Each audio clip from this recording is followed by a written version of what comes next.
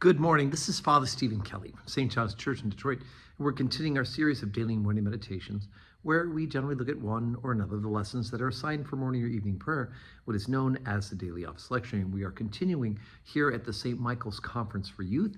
Today is Wednesday. Here I am in the chapel, this beautiful chapel here at the Manresa Retreat Center.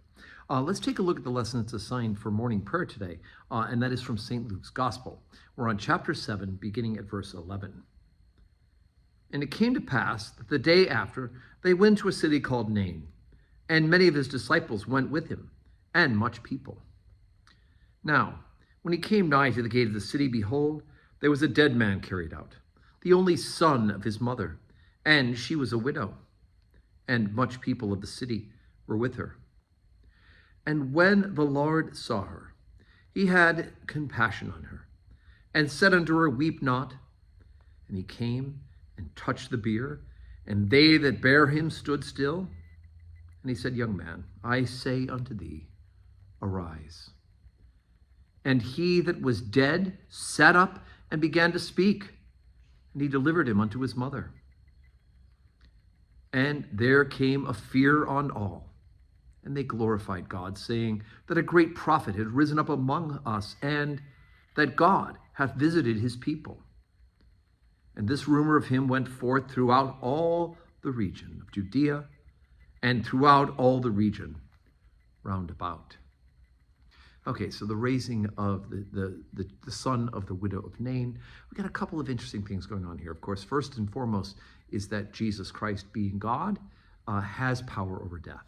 So he is able to raise human beings to life. And we know that he also does this with Lazarus. He raises Lazarus from the dead. Because he is God, he has the ability to raise people from the dead.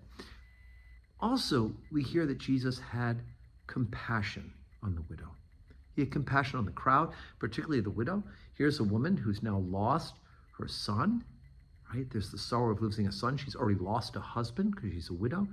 And economically, she is now going to most likely be destitute. He's the only son, and without a husband and without a child to support her, she will be in her widowhood absolutely destitute. But there's one more aspect of this to look at, and that is for the people who are witness of this, people living with an understanding of the law and the prophets. They would have been reminded of Elijah and Elisha, who also raised the children of people whose parents were absolutely distraught, people who had a relationship with the prophets, and both through the prayers and intercession of Elijah and Elisha, those children were raised from the dead as well. It's interesting to hear their reaction. For this fear, right? It's a terrifying thought. For somebody to raise someone from the dead is terrifying. It's awesome, but terrifying nonetheless. And what is it that they say? Well, they say that, and the rumor of him went forth.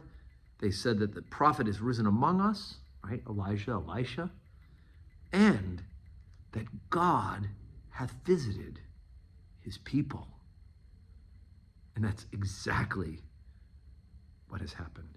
Jesus Christ himself, the second person of the Holy Trinity, has visited his people. So today is Wednesday, and as we said, we're not having public worship at St. John's Church because, well, I'm here at the St. Michael's Conference for Youth. We are praying.